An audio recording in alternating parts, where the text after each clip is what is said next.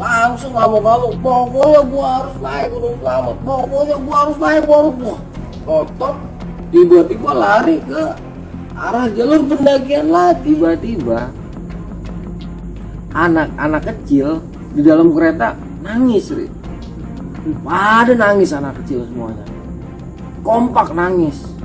Kita nggak tahu kenapa. Nah waktu itu Cepot langsung nyamperin. Cepot langsung bilang, "Bang, kita beres di atas."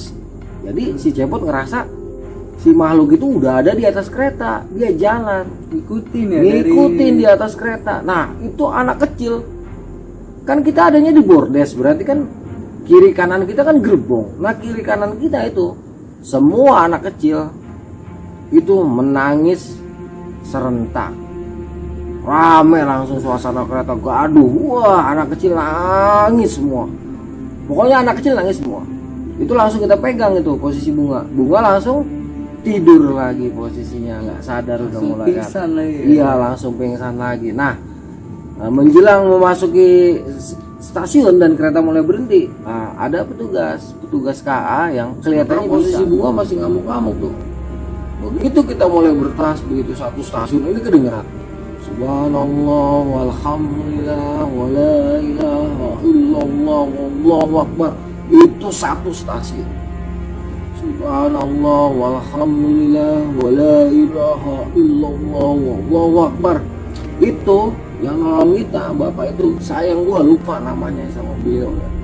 Yang jelas jasanya luar biasa. Itu bapak itu langsung megang bunga itu langsung bontak nggak karu-karuan.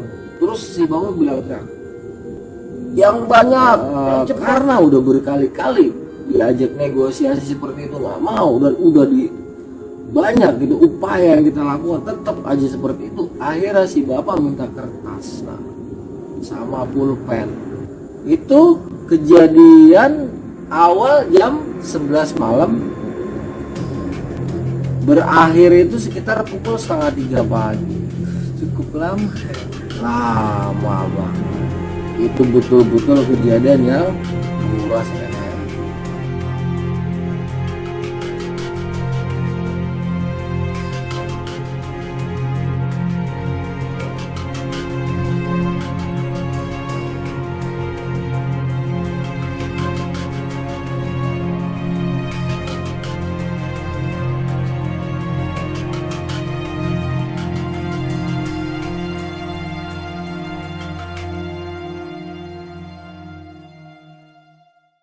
Kebetulan waktu itu ada salah satu kamar yang bisa kita gunakan. Nah kita istirahat bareng-bareng tuan, 15 orang ngumpul di satu kamar biar anget sama biar rame. Malam itu gua dalam pengawasan gua full. Jadi sepanjang malam itu gua peluk lah, gua kekepin dia tidur karena gua khawatir ada apa-apa. Di luar nggak usah mikir yang aneh-aneh ya, gua ngekepin aja. Itu pun di depannya juga ada temennya bunga juga, jadi bunga itu diapit sama gua sama temennya. Jadi malam itu kita nggak ada apa-apa, kita tidur nyenyak, walaupun sesekali tuh ada perasaan was-was yang luar biasa mengingat kejadian yang kita alami selama di gunung itu betul-betul menggetarkan hati. Singkat kata, pagi tiba ya bunga pun udah bisa makan, udah bisa ketawa ya, udah pokoknya udah normal. Nah di sini rombongan terpecah nih, Jadi ada yang masih mau meneruskan pendakian, ada yang udah nggak mau karena trauma. Adalah sekitar 7 orang kan yang masih tetap mau melakukan pendakian kan, karena mereka tidak terpengaruh oleh kejadian ini. Mumpung ada di sini juga, gue bilang ya udah. Kan kita ngomongnya di depan tuh, bunga di kamar, sedangkan kita ngomong di jalan aspal pelan-pelan kan. Nah, setelah kuesioner ada 7 orang, ya udah, gue bilang ya udah yang mau di sini. Nah, posisi bunga tuh di dalam, pokoknya dia di kamar. Jadi setiap dia andai pun dia keluar, kita langsung diam pura-pura ngobrolin yang lain kan. Udah setelah udah siap nih, udah kebagi 2 tim. yang mau naik itu udah siap-siap nih Wan. Tiba-tiba ya, tiba-tiba bunga langsung keluar. Pokoknya kalau lu naik Gunung Slamet gue ikut, gue harus naik Gunung Slamet. Aneh. Iya. Selama kita ngobrol dia tuh nggak denger, nggak mungkin denger soalnya kita ngobrol itu langsung ngamuk-ngamuk, pokoknya gua harus naik Gunung Slamet, pokoknya gua harus naik wah ngotot, tiba-tiba lari ke arah jalur pendakian lagi. Wah kenceng banget, wah langsung kita kejar, wah tep begitu kena ngelawan, potong lagi kunci biasa nih sini, kunci kena tek bawa ke dalam, jadi lagi ngamuk lagi nggak karu-karuan. Di sini bunga lebih parah. Itu berapa orang yang mental megangin dia, Wan. Wah mental, mau lari ketahan lagi, pegang lagi, akhirnya bisa kekunci, Wan. Bisa kekunci, agak tenang nih ya. Oh, di situ langsung Pak Kadus marah kan, karena khawatir pendaki yang lain jadi takut. Ya udah berhubung Pak Kadus sudah agak bukan marah sih, udah agak ngarama, buru-buru bunga kita bawa ke, setelah kita nanya-nanya sama Pak Kadus katanya ada nih yang bisa gitu kan, kita bawa ya, kita bawa ke salah satu tokoh di sana. Dia nyoba baru sebentar dia bilang nggak berani saya gitu kan, nggak berani saya Mas. Terus kita pindah lagi ke rumah yang satunya lagi Wan. Begitu ditangani sebentar dia langsung angkat tangan lagi. Waduh nggak berani saya Mas, nggak berani, cari aja yang lain, masih ada satu lagi. Nah yang terakhir ini lebih tua Wan posisinya, dia juga tidak berpakaian ala pakaian muslim gitu, nggak, pakaiannya biasa aja, pakai ikat kepala hitam. Dia berani nanganin nih, dia nanganin Wan. Ditanganin itu, begitu dipegang dia bunga langsung melontak, wah ngamuk-ngamuk, wah kata-katanya udah kebun binatang. Nggak usah sebut ya, lu udah pasti tahu kata-katanya kan. Ngamuk-ngamuk langsung itu sama si bapak tua tadi itu dibakarin menyan ya, menyan nyalawan, ditempelin ke jidatnya. Ini mah logikanya gue lihat kelupas. Iya. Ini nggak apa-apa, ditempelin itu menyanyi, hilang Wan, Hilang. kayak ketelan. Hah? Iya, mau menyanyi tuh bilang tep. Langsung si bapak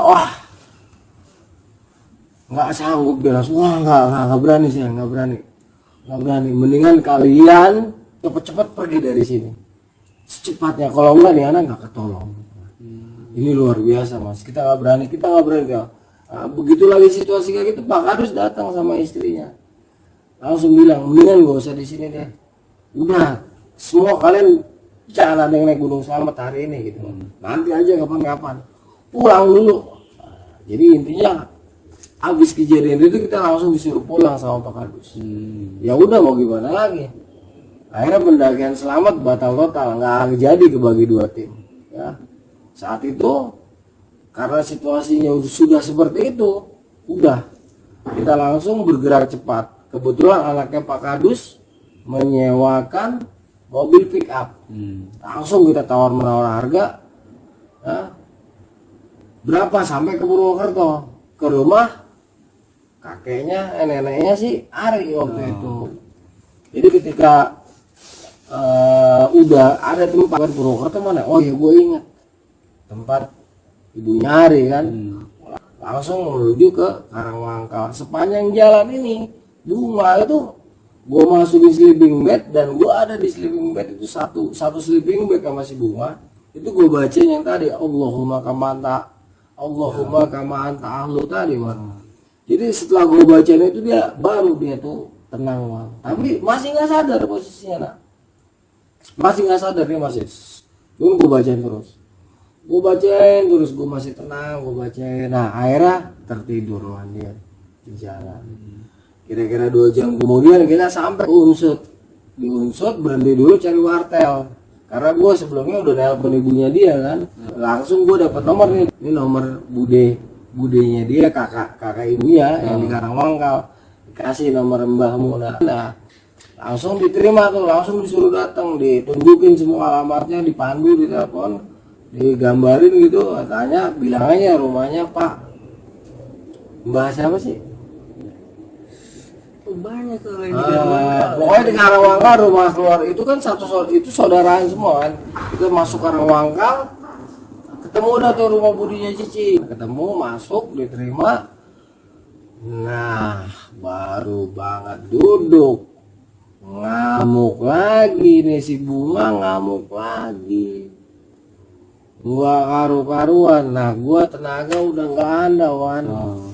Kekuras habis. Udah habis kekuras tenaga gua lemes banget, udah nggak bisa apa-apa. Nah di situ ngeriung dah tuh orang sekampung kan, pencet sono pencet sini, baca ono baca ini, semua dilakukan. Enggak sadar juga itu Bunga tetap ngamuk, cuman karena orang banyak yang nanganin jadi kelihatannya bisa handle gitu kan. Itu hampir 2 jam ya, dibacain apa aja nggak bisa. Gue juga baca juga udah nggak sanggup, tenaga gue udah nggak ada kan. Akhirnya ada salah seorang kerabat ibunya hari ini gigit ibu jari kaki kirinya si Bunga. Langsung Bunga tuh spontan siuman. Aneh beda ajaib. Langsung spontan siuman langsung kaget loh, kok ada di sini. Kaget, terus dibilangin tadi kamu pingsan. Pokoknya di Karangwangkal ini, nah, di tempat bude mbahmu berarti ya, itu kejadian juga nggak kalah dahsyatnya. Nah untungnya ada yang gigit jari manis kakinya si Bunga. Yalah, malam itu aman. Setelah kejadian itu tuh udah nggak ada apa-apa lagi, aman. Cuman menjelang tengah malam tuh ayah sempat ngerasa, ayah tuh sempat ngelihat atau seperti tepatnya tuh ayah seperti kembali ke tempat waktu kejadian pertama. Nah jadi malam itu gue merasa ketika gue mau tidur itu gue kayaknya tuh ada di pohon tempat awal kejadian. Ayah tuh ngerasa ada di situ, terus seperti apa ya, karena badan gue udah capek banget ya, jadi gue kayak melayang gitu modelnya, kayak melayang. Jadi kayak masuk ke suatu dimensi yang sifatnya tuh samar gitu kan. Jadi bener-bener terasa banget ada di situ, tapi nggak kenapa-napa, nggak ada apa-apa, cuma rasanya itu ada di situ aja. Nah malam itu cuman gitu aja. Akhirnya setelah gue merasa seperti ada di TKP awal kan, akhirnya gue bisa tidur. Anak-anak juga yang begadang ya begadang, yang tidur ya tidur. Nah Bunga posisinya udah nggak apa-apa gitu sampai pagi. Terus selama siang itu pun nggak ada gangguan apa-apa, hanya matanya Bunga tuh tetap sayu, jadi ketika itu kita menganggap ya udahlah, mungkin udah sadar, udah nggak ada apa-apa. Kita nggak nyangka nih, ternyata nanti malamnya setelah di kereta tuh ada kejadian dahsyat. Jadi intinya gini, nah siang itu nggak ada apa-apa ya, aktivitas seperti biasa. Ayah sempat main ke rumah mbahmu, kakaknya yang Uti. Ayah sempat ngobrol-ngobrol seharian di situ. Pulang nggak ada apa-apa, anak-anak juga biasa aja. Nah kan kereta Purwojaya waktu itu kan berangkatnya sekitar jam 8 waktu itu kalau nggak salah. Pokoknya sekitar jam 8-an deh. Nah, seharian istirahat di Karangwangkal, akhirnya sore datang kan. Nah kita dipesenin angkot charteran yang langsung antar kita ke stasiun besar Purwokerto. Di stasiun juga waktu masih nunggu kereta itu ya nggak apa-apa, nggak ada masalah. Nah ketika itu kalau nggak salah Lebaran H+ berapa gitu, yang jelas arus baliknya itu luar biasa gitu. Jadi padat padat banget. Kebetulan kita dapat kereta bagus Purwojaya, jadi nggak masalah lah gitu kan. Kereta yang khusus tuh dari Purwokerto ke Jakarta. Di stasiun itu kita nunggu sekitar 2 jaman lah, sampai akhirnya kereta Purwojaya itu datang. Oh iya, sebelumnya tuh kita nyaris naik kereta ini loh, gaya baru, tapi penuh.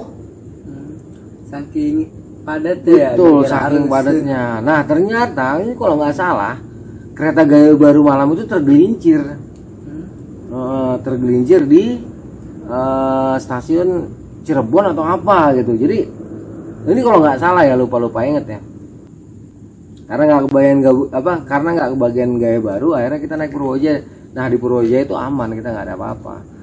Ya, akhirnya tiket kita beli, semuanya udah siap, kita naik kereta. Nggak ada masalah, biasa-biasa aja.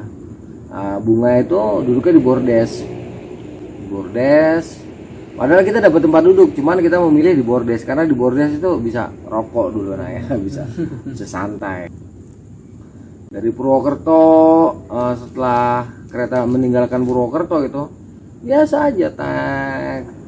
Nah menjelang memasuki stasiun Ciledug, tiba-tiba anak-anak kecil di dalam kereta nangis, pada nangis, anak kecil semuanya kompak nangis. Kita nggak tahu kenapa. Nah waktu itu Cepot langsung nyamperin. Cepot langsung bilang, Bang, ada nggak beres di atas. Jadi si Cepot ngerasa si makhluk itu udah ada di atas kereta, dia jalan ngikutin di atas kereta. Kan kita adanya di bordes, berarti kan kiri kanan kita kan gerbong. Nah kiri kanan kita itu semua anak kecil itu menangis serentak, rame langsung suasana kereta gaduh. Wah anak kecil nangis semua. Itu langsung kita pegang itu posisi bunga langsung tidur lagi posisinya, nggak sadar, udah mulai pingsan lagi. Iya langsung pingsan lagi. Nah menjelang memasuki stasiun dan kereta mulai berhenti, ada petugas KA yang kelihatannya bisa. Nah orang itu tanpa kita mintain tolong, dia langsung megang. Begitu dia pegang, dia mental guling-guling itu di gerbong itu, hampir setengah gerbong dia gelinding itu. Itu anak kecil tambah rame nangisnya. Wah, kereta posisinya udah berhenti. Dia langsung ngomong, Bang, ini ada sesuatu yang nggak bener Bang, gitu kan. Ada sesuatu yang jahat nih. Masukin ke Mbak ini. Kita masih berusaha untuk menyadarkan Bunga kan. Ternyata ngamuk di sini. Dia ngotot, balikin gua harus balik. Suaranya dia tuh udah berubah. Di saat ngotot-ngotot gitu, nah karena ini stasiun kecil, berhentinya kan nggak lama gitu lah. Tapi di saat lampu udah hijau, tanda kereta udah bisa jalan, kereta tetap nggak bisa jalan. Kegaduhan makin luar biasa. Nah kebetulan kepala stasiunnya itu juga bukan orang biasa, bisa melihat sesuatu. Jadi kalau menurut ceritanya, dan gue sendiri juga sempat ngerasakan kan sebelum melihat, itu katanya lokonya dipegang lah, dikangkangin. Besar gede banget. Itu katanya lokonya dikangkangin, nggak bisa jalan. Jadi ketika kepala stasiun ngeliat itu langsung Bunga disuruh turun. Katanya udah itu yang kesurupan turunin aja, kalau nggak kereta nggak bisa jalan kan. Akhirnya kita semua langsung turun, barang-barang kita turunin semua. Begitu Bunga udah turun, kita bawa ke ruang stasiun, kereta bisa jalan. Nah di sini puncak horornya sebenarnya, bukan di mana-mana. Di ruang kepala stasiun Bunga ngamuk nggak karuan. Dia tetap bilang, balikin gua, balikin anak ini. Pokoknya anak ini harus balik ke Gunung Slamet. Tetap kekeh ya. Kekeh, iya. Pokoknya balikin, pesta udah siap, semuanya udah siap. Kalau nggak balik anak ini mati. Balikin katanya. Kita semua di stasiun itu yang dulu kan ramai tukang asongan ya. Nah di sana tuh kebetulan tukang osongan rame, itu langsung ruang KS itu penuh sama orang yang mau lihat, sama orang yang mau bantu. Kita pegang, gua sendiri megang mental udah waktu itu. Nah, ayah udah mental waktu itu, mental, pegang lagi, mental lagi. Pokoknya bunga itu nggak bisa kepegang sama sekali. Ngamuk kamu Kak Karon dengan bahasa yang kira-kira balikin gua. Pokoknya anak ini harus balik ke Gunung Slamet karena pestanya udah siap. Nggak tahu pesta apa kan, pokoknya dia bilang pestanya udah siap. Kalau nggak dibalikin, anak ini mau dimatiin sekarang. Wah kacau. Nah di saat situasi itu seperti itu makin gawat. Nah kepala stasiun itu nyuruh orang untuk manggil salah seorang ulama yang tinggal di sekitar stasiun. Itu orang-orang udah penuh. Nah orang-orang udah penuh di stasiun itu. Kita semua istighfar, saking bingung nggak tahu apalagi. Itu yang megangin bunga itu nggak cuman kita aja, rombongan kita aja gitu. Orang banyak, mungkin ada 20 orang yang megangin itu baru bisa kepegang. Wah kamu tenaganya luar biasa. Bahasanya cuma gitu, kalau nggak teriak-teriak kayak gitu dia mendesis. Wah, nah begitu bapak-bapak yang dimintain tolong sama kepala stasiun datang, dia langsung kaget, langsung dipakai sorbannya sama dia. Rambutnya dulu nggak pendek, dia agak panjang rambutnya, pakai pici, tapi bawa sorban. Begitu melihat kondisi bunga dia langsung istighfar dipegang, bos dia juga mental, kaget dia. Terus dia langsung ngomong, tolong semua orang yang ada di sini ucapkan kalimat tasbih, subhanallah walhamdulillah wala ilaha illallah wallahu akbar, dan saling berpegangan tangan. Ya, jadi kita tuh dia minta tolong, ya kita semua suruh berpegangan tangan untuk membaca kalimat tasbih. Nah kebetulan yang megang tengkuknya dari si bapak itu gua gitu. Jadi kita rendengan tangan, nggak tahu ada, pokoknya banyak orang kan di stasiun itu termasuk tukang asongan, semuanya itu peduli dengan kita karena emang kejadiannya luar biasa. Kita semua bergandengan tangan terus kita baca itu, dikomandoin kan sama, sekarang mulai. Sementara posisi bunga masih ngamuk-ngamuk tuh. Begitu kita mulai bertasbih itu satu stasiun ini kedengeran subhanallah walhamdulillah wala ilaha illallah wallahu akbar. Itu satu stasiun. Subhanallah walhamdulillah wala ilaha illallah wallahu akbar. Itu yang nolong kita bapak itu, sayang gua lupa namanya sama beliau ya. Yang jelas jasanya luar biasa. Itu bapak itu langsung megang bunga itu langsung bontak nggak koro-koroan. Terus si bapak bilang gerak, yang banyak, yang cepat. Wah langsung kita percepat tuh. Subhanallah walhamdulillah wala ilaha illallah wallahu akbar. Itu seperti ada listrik ngalir di tangan kita tuh, ngalir kekuatan tuh, itu ngalir ke si bapak itu. Nah si bunga itu yang udah mau terbang naik langsung turun lagi ke bawah. Terus ditanya-tanya, siapa kamu, pakai bahasa Sunda. Pokoknya dia mentengkeleng apa ya, ngelawan terus. Wah mendusus, pokoknya tetap bahasanya si bunga ini harus mati, si bunga ini harus dikembalikan ke Gunung Slamet karena pestanya tuh udah siap. Tetap ngorok kayak gitu. Akhirnya si bapak bilang lagi, minta ini dong, minta air aqua. Nah air aqua itu ajaib, air aquanya kan dingin gitu ya. Dipegang sama si bapak, terus si bapak baca sendiri, bacanya sendiri. Kita semua baca lagi kalimat tasbih. Nah ini kekuatannya. Oh ya, kalimat tasbih ditambah bacaan Al-Ikhlas sama Anas sekarang.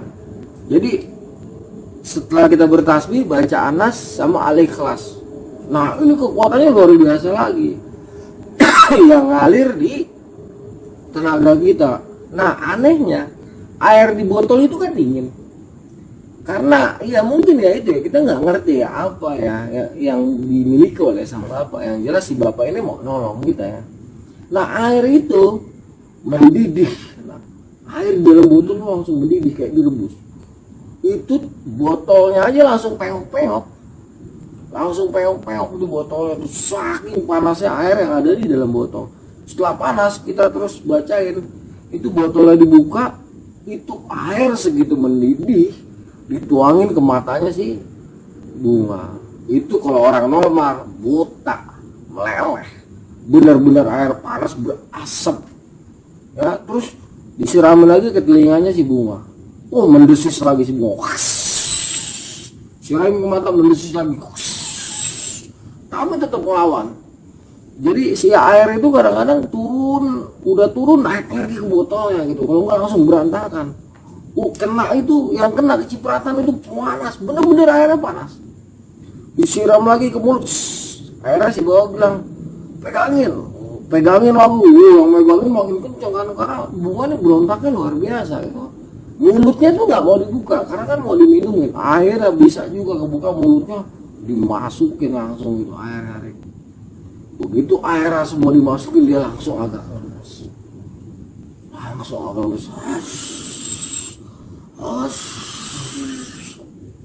Langsung sama si bapak dia bilang, kamu nggak berhak untuk mengambil nyawa seseorang, siapapun kamu, kata si bapak.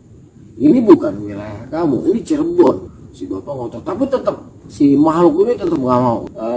Karena udah berkali-kali diajak negosiasi seperti itu nggak mau, dan udah banyak gitu upaya yang kita lakukan tetap aja seperti itu. Akhirnya si bapak minta kertas sama pulpen. Nah di sini kita kembali disuruh berselawat ditambah dengan kalimat tasbih. Itu bener-bener rame orang di stasiun karena bener-bener heboh kejadiannya. Buat saudaraku yang menyaksikan kejadian ini di stasiun Ciledug, kalau nggak salah Cirebon. Bukan Ciledug. Oh Ciledug, di stasiun Ciledug. Tolong komentar dong. Ingat nggak kejadian di mana malam-malam kereta Purwojaya tiba-tiba ada orang kesurupan, itu bikin heboh. Bener-bener bikin heboh. Kalau ingat tolong komen.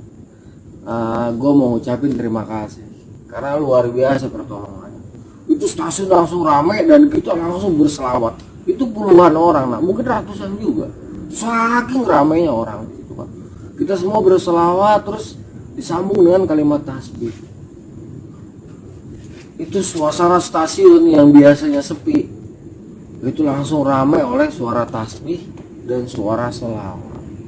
Nah si bapak ngegambar langsung kan, digambar. Nah lucu nih, pulpennya itu warnanya hitam kan, tapi gambarnya itu bisa warna-warni. Jadi di saat bagian matanya yang merah hitam tuh kan ada garis-garis yang hitam terus merah kayak mau menyala gitu, itu nyala. Terus rambutnya yang seperti ular berapi bukan nyala, itu ya kuning-kuning ke merah gitu, warna api. Itu luar biasa. Jadi si bapak itu gambar pertama palanya dulu, pala sketsa gitu kan, pala tangan gitu belum jelas gitu kan. Kira-kira setengah jam ya kita semua terbelalak lihat gambarnya. Ternyata gambarnya sama yang kita lihat waktu di Gunung Slamet. Percis seperti itu penampilannya. Jadi sesosok makhluk ya, seperti wanita tua, tapi matanya satu, rambutnya seperti ular tapi nyala ya. Dia memegang tongkat ular dan pedang ular. Itu tulang-tulangnya kelihatan, tulang-tulang dada rusuknya tuh kelihatan, nyala. Matanya satu, tanduknya 3, masing-masing tanduk bercabang lagi, badannya totol-totol, ekornya 3. Begitu kita semua dikasih lihat itu, kita semua langsung astagfirullahaladzim. Kita semua istighfar sambil selawatan, astagfirullahaladzim. Begitu gambarnya jadi, si bapak ngunci pakai kalimat, kalau nggak salah kalimat tauhid, la ilaha illallah, dikunci itu si gambarnya itu. Nah si bunga tuh udah mulai sadar. Jadi ketika gambarnya sudah sempurna tergambar di kertas, si bapak langsung minta korek. Dia langsung keluar ke peron. Kita ngikutin semua kan. Di sini juga ada keanehan. Jadi ketika kertasnya dibakar, apinya itu naik turun. Jadi udah jadi areng, jadi kertas lagi.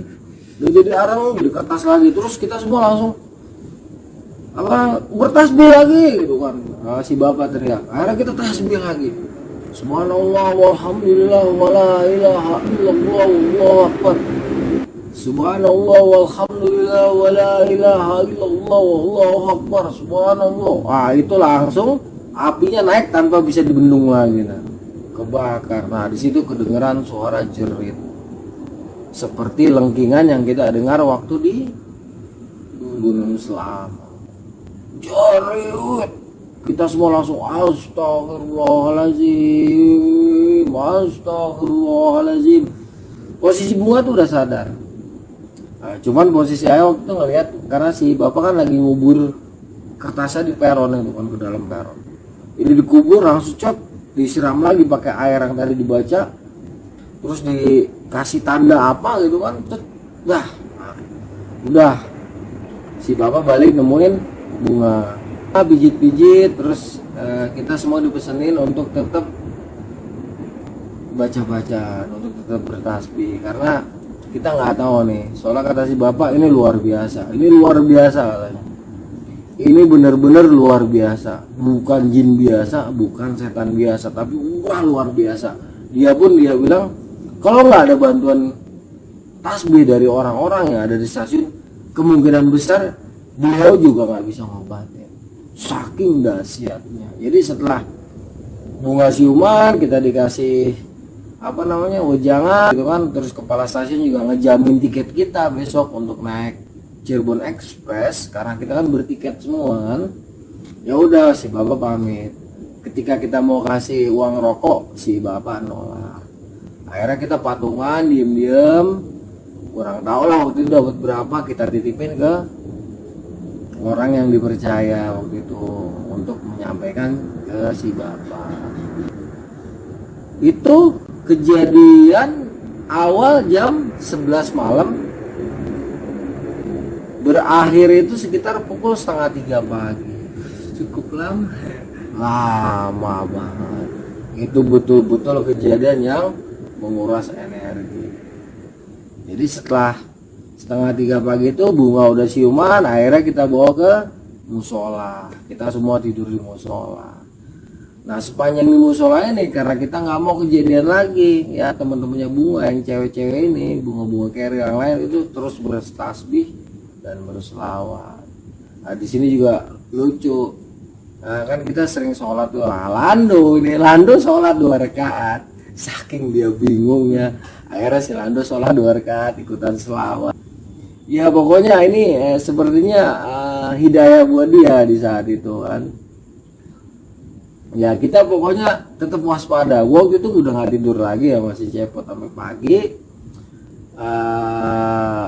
Itu udah nggak ada kejadian apa-apa gitu. Paginya itu kita naik kereta lokal dulu tuh dari stasiun Ciledug sampai ke stasiun Cirebon Kejaksaan. Nah dari Cirebon Kejaksaan kita sambung lagi naik kereta Cirebon Express. Itu tiketnya semua dijamin sama pihak KAI dari stasiun Ciledug terus ke stasiun Cirebon sampai ke Jakarta. Nah lancar lah di sini. Hanya ya penumpang aja berjubel karena memang H+7 apa +6 gitu. Pokoknya waktu itu habis lebaran ya, gue baru ingat habis lebaran. Kereta jadi penuh banget. Ya di kereta Cirek itu gak ada apa-apa, kita juga ke bagian duduk kan, kita duduk. Akhirnya setelah 4 jam itu akhirnya kita sampai ke stasiun Gondangdia. Nah kebetulan kereta Cireknya berhenti. Cirebon Express ya kita langsung buru-buru lompat tuh di Gondangdia. Soalnya kan kalau di Gambir repot. Kita harus jalan kaki dulu kan ke stasiun setelah Gambir tuh.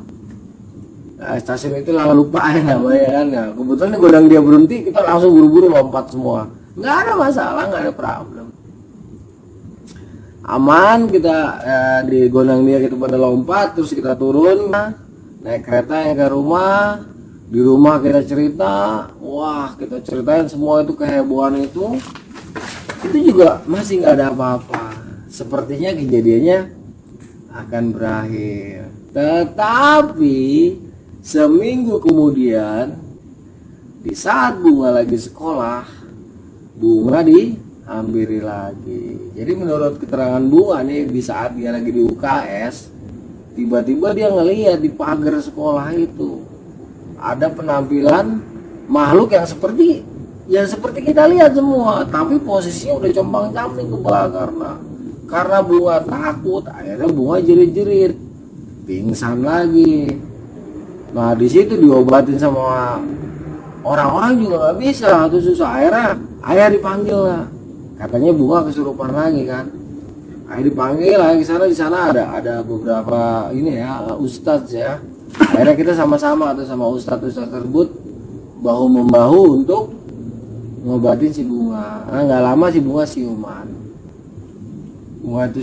Nah sebelumnya itu Bunga itu waktu kesurupan itu di rumahnya Bunga itu entah kenapa, apa hubungannya kurang paham, itu ayamnya Bunga 7 mati pas di saat kejadian. Terus ada ular kobra 7 ekor yang terdapat di makamnya orang tuanya Bunga.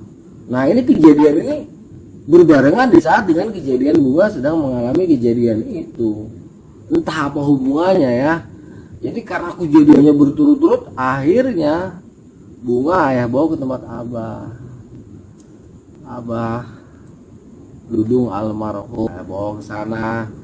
Waktu itu masih pakai mobil kakekmu, pakai mobil opa. Ayah bawa ke sana, terus Bunga di sana disembuhin gitu. Menurut Abah sama Mama, dia tetap ngejar, dia tetap penasaran. Karena apa? Karena gimana ya, alasannya yang dibuat-buat ya. Dan kita juga kurang bisa memulangkannya waktu itu, kurang menyempurnakannya waktu di Cirebon. Jadi sama si Abah sama si Mama akhirnya Bunga dimandiin lagi. Nah dimandiin, dibersihin, dibaca-bacain lagi. Terus Abah seperti berkomunikasi dengan sesuatu. Terus Abah keluar sambil berbicara, udah pulang, jangan diganggu lagi. Nah ternyata menurut keterangan Abah, Bunga itu dibuka cakranya. Terus secara goib juga ayah agak kurang paham ya. Bunga itu akhirnya dipagari dengan sesuatu energi yang berbentuk penampakannya itu harimau putih. Dipagari oleh energi itu sampai sekarang Bunga itu jadi indigo, matanya jadi tajam. Dia peka banget terhadap hal seperti itu, tetapi tidak takut lagi. Karena selain mentalnya Bunga sudah terbuka, mentalnya Bunga sudah kuat, Bunga sudah dibuka cakranya, matanya, Bunga juga mendapat bonus, yaitu berupa tenaga yang berbentuk harimau putih tadi ya. Setelah kejadian itu ya 2 bulan kemudian Bunga langsung naik Gunung Ciremai. Nah di Gunung Ciremai juga Bunga udah gak ngalamin apa-apa. Dan 6 bulan kemudian Bunga sudah mendaki Gunung Selamat.